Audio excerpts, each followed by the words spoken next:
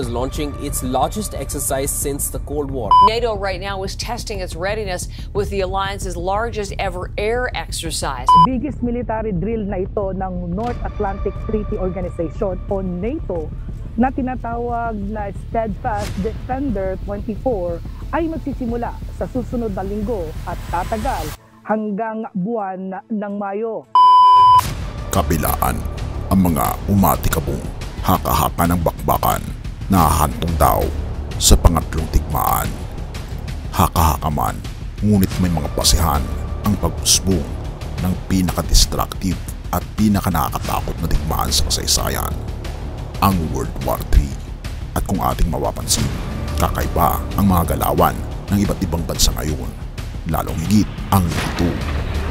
Dahil hinahanda nito ang 90,000 na sundalo para sa isa sa pinakamalaki na military exercises mula noong Cold War. At itong pag-usapan, mga kaibigan. Ang NATO ay magdaraos ng pinakamalaking ehersisyo sa loob ng 35 years, kasama mga unit mula sa 31 na kasapis na bansa.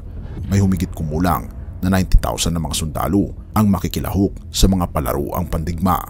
Kung sakaling atakihin tayo, kailangan tayong maghanda. Inanunsyo ng NATO noong Huwebes na simula nito ang pinakamalaking ehersisyo nito mula pa noong Cold War na kasama ang 90,000 na sundalo mula sa lahat ng 31 na kasabing bansa, pati na rin ang mga kandidatong bansang Sweden, habang ang pagsakop ng Russia sa Ukraine ay pumapasok na sa mga hangganan ng alyansa at ang matalim na retorika mula sa Kremlin ay lalong lumalakas. Ang Steadfast Defender 24 na mga ehersisyo ay magpapakita na ang NATO ay kayang magsagawa at magpanatili ng masalimuot na multi-domain na operasyon sa loob ng maraming buwan sa libu-libong kilometro mula sa High North patungong Central at Eastern Europe at sa anumang kondisyon, ayon kay General Christopher Cavoli, ang Supreme Allied Commander ng Europe ng NATO sa ulat ng mga mamahayag. Ang military exercises na ito ay maglalabas ng 50 na sasakyang pandagat, 80 na aeroplano at higit sa 1,100 na sasakyang pandigma. Ayon naman sa AP, ang mga tropa ay mag-ooperate sa buong Europa hanggang sa katapusan ng Mayo. Sinabi ni Admiral Rob Bauer, ang chairman ng Military Committee ng NATO, na ang pagsisikap ay nangangailangan ng isang record ng bilang ng tropa na maaari nitong magkamit at magkaroon ng isang ehersisyo sa loob ng ganong kalaking sukat sa buong alyansa sa buong karagatan mula sa United States patungong Europe.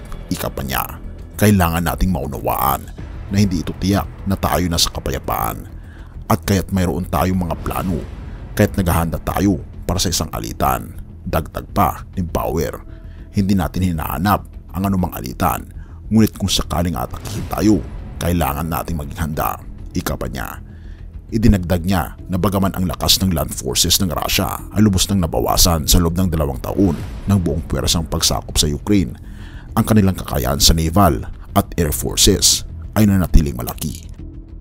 Ang pinakamalaking ehersisyo ng NATO mula pa noong 1988 na Reforger War Games malapit sa katapusan ng Cold War, na kung ating mapapansin, sumusunod sa patuloy na pag-akyat ng mga tropa at kagamitan ng kaunlaran sa malapit na mga hangganan ng alyansa sa Russia. Inilipat na ng mga kaalyado ang libu-libong tropa sa lugar mula noong magsimula ang pagsakop ng malapit na bansa noong Pebrero 2022. Ang pangungusap ng pagsasaad ng Steadfast Defender 24 ay naging maliwanag noong unang bahagi ng linggo na ito, nang ang Ministry of Defense ng UK ay inanunsyo na 20,000 na mga sundalong taga Great Britain at isang carrier strike group ay nag-aalista para sa paparating ng mga ehersisyo ng NATO.